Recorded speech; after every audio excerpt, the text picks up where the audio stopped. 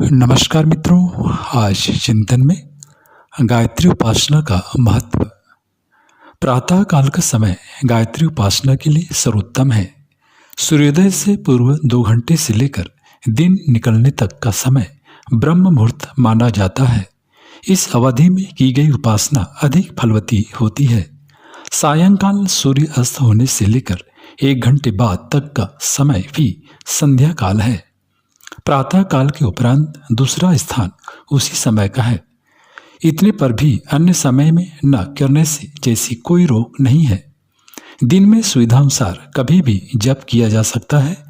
जिन लोगों को रात की पाली में काम करना पड़ता है, जैसे रेलवे आदि की नौकरी में छुट्टी के समय बदलते रहते हैं, वे अपनी सुविधानुसार जब भी स्नान आदि करते हैं तो उपासना को भी नित्य कर्म में सम्मिलित रख सकते हैं।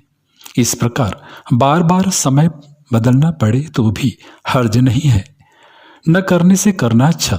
प्रातः सायं का समय न मिलने के कारण उपासना ही बंद कर दी जाए, यह उचित नहीं। सर्वोत्तम न सही तो कुछ कम महत्व का समय भी बुरा नहीं है। रात्रि को जप करना निषिद्ध नहीं है। शास्त्रकारों ने सामान्य सुविधा का ध्यान रखते हुए ही रात्रि का महत्व घटाया है। दिन काम करने के लिए और रात्रि विश्राम के लिए है। विश्राम के समय काम करेंगे तो इससे स्वास्थ्य पर प्रतिकूल प्रभाव पड़ेगा। इसलिए विश्राम के घंटों में विक्षेप न करके काम के घंटों में ही अन्य कामों की तरह ही उपासना करने का औचित्य है। एक कारण यह भी है कि सविता को गायत्री का देवता माना गया है। सूर्य की उपस्थिति में यह उपासना द्वारा सूर्य तेज का अधिक आकर्षण किया जाता है। उसकी अनुपस्थिति में लाभ की मात्रा में कुछ कमी रह जाती है। इन्हीं 2 बातों के कारण रात्रि में उपासना का महत्व कम किया गया है, किंतु निषेध भी नहीं है। दिन की तरह रात्रि भी भगवान द्वारा ही निर्मित है। शुभ कार्य के लिए हर घड़ी शुभ है। जिनके पास और कोई समय नहीं बचता, वे रात्रि में भी अपनी सुविधानुसार किसी भी समय अपनी उपासना कर सकते हैं। विधि निषेध का असमंजस अधिक हो तो रात्रि का उपासना मौन मानसिक की जा सकती है। माला का प्रयोजन घड़ी से पूरा किया जा सकता है। माला प्राचीन काल में हाथ से प्रयुक्त होने वाली घड़ी है।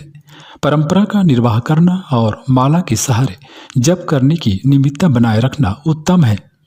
फिर भी रात्रि में माला न जपने से किसी विधि निषेध की मन में उथल पुथल हो तो माला का काम घड़ी से लेकर नियत संख्या की उपासना अवधि की निमित्त बरती जा सकती है।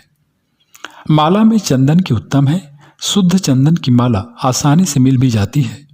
तुलसी की माला पर नाम पर बाजार में अरहर की या किसी जंगली झाड़ियों की लकड़ियां काम में लाई जाती है। इसी प्रकार रुद्राक्ष के नाम पर नकली गुठलियां ही बाजार में भरी पड़ी है। उनके मनमाने पैसे वसूल करते हैं। आज की स्थिति में श्वेत चंदन की माला ही उत्तम है। यूं वे नकली भी खूब बिकती है। असली होना आवश्यक है। चंदन, तुलसी और रुद्राक्ष में से जिसका भी प्रयोग करना हो वह असली ली जाए, इसका यथासंभव प्रयत्न करना चाहिए। मानसिक जप करने में कोई अड़चन नहीं है। रास्ते चलते, सवारी पे बैठे, चारवें पर पड़े हुए भी मानसिक जप करते रहा जा सकता है। होंठ, कंठ, जीभ बिना हिलाए मन ही मन जप ध्यान करने में किसी भी स्थिति, किसी भी समय का कोई प्रतिबंध नहीं है। विधिवत की गई साधना की तुलना में विधि रहित मानसिक जप ध्यान का फल कुछ कम होता है। इतनी कमी है, जितना गुड़ डाला जाए उतना मीठा होने की बात विधिवत और मानसिक जप पर भी लागू होती है। गायत्री मंत्र का किस प्रयोजन के लिए किस प्रकार उच्चारण करें, इस संबंध में कई बातें जानने योग्य है। गायन उच्चारण सस्वर किया जाता है। प्रत्येक वेद मंत्र के साथ स्वर विधान जुड़ा हुआ है कि उसे किस लय ध्वनि में किस उतार चढ़ाव के साथ गाया जाए। वेद मंत्र को छंद भी कहते हैं। वे सभी पद में हैं और गायन में जो स्वर लहरी उत्पन्न करते हैं उसका प्रभाव ध्वनि तरंगी उत्पन्न करता है। वे तरंगे निखिल ब्रह्मांड में परिभ्रमण करती और संपर्क क्षेत्र को प्रभावित करती है। इसलिए सहगान में, यज्ञ हवन में, मंगल प्रयोजनों में, शुभारंभ में गायत्री मंत्र उच्चारण सहित निर्धारित स्तर के विधान के साथ निर्धारित ध्वनि प्रक्रिया के साथ गाया जाता है। 3 वेदों में गायत्री मंत्र का उल्लेख है। तीनों में स्वर लिपि अलग अलग है। इनमें से एक ही चुनना ठीक है। यजुर्वेदी गान उच्चारण सर्वसाधारण के लिए अधिक उपयुक्त है। नियमित जब मंद स्वर से किया जाता है उसमें होंठ, कंठ, जीभ में स्पंदन तो रहना चाहिए, पर स्वर ध्वनि इतनी मंद होनी चाहिए कि अन्य कोई उसे सुन समझ न सके, मात्र हल्का गुंजन जैसा कुछ अनुभव होना कर सके। यदि रास्ता चलते, बिना नहाए कामकाज करते अनियमित जप करना हो तो होंठ, कंठ, जीभ सभी बंद रहने चाहिए और मन ही मन ध्वनि ध्यान की तरह उसे करते रहना चाहिए। ऐसी स्थिति में जो जप किया जाता है उसकी माला के समान गणना नहीं की जाती।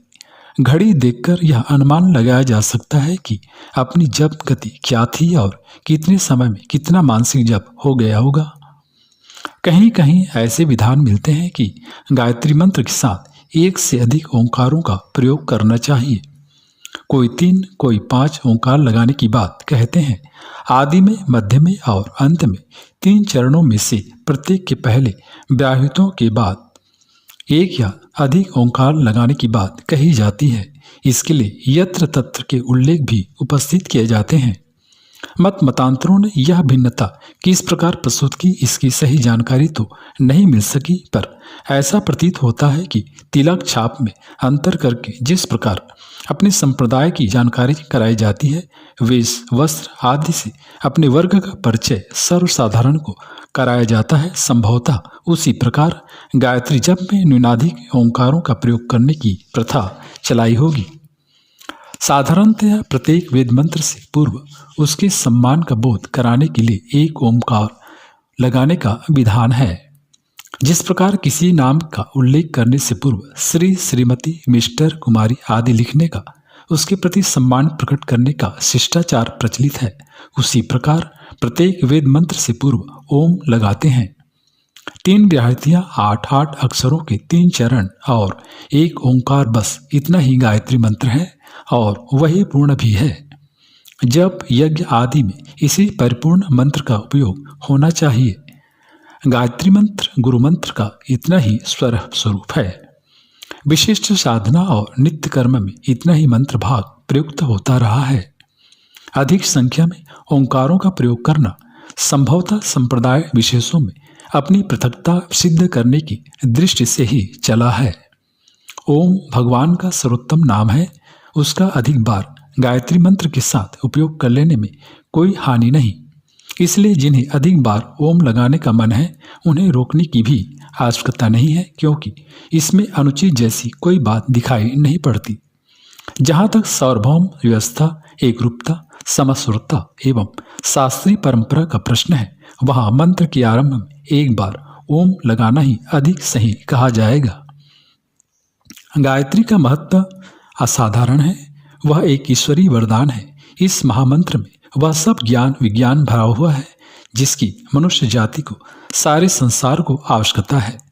आत्मा को अनंत शक्ति प्रदान करने वाली विद्या ब्रह्म विद्या से लेकर इन 24 अक्षरों में अनेक प्रकार की सांसारिक विद्याएं भी छिपी हुई हैं।